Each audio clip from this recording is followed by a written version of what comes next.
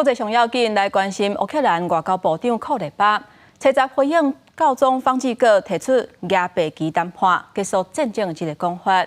伊讲伊敢若会亚威胁甲拿下乌克兰的国旗，永远都袂亚其他的旗啊。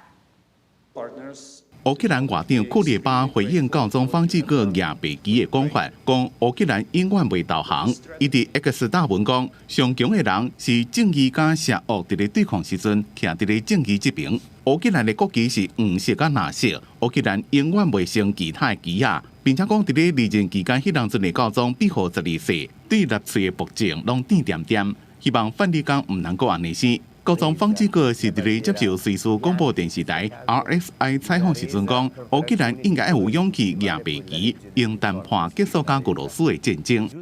Quello che vede la situazione, pensa al popolo e ha il coraggio di la bandiera bianca e negoziare. Il negoziato non è mai una resa, è coraggio.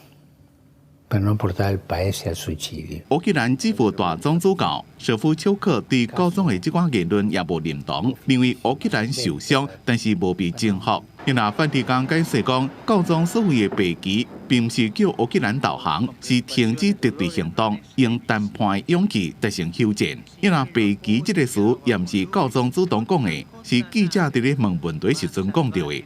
公司新闻黄文玲编译。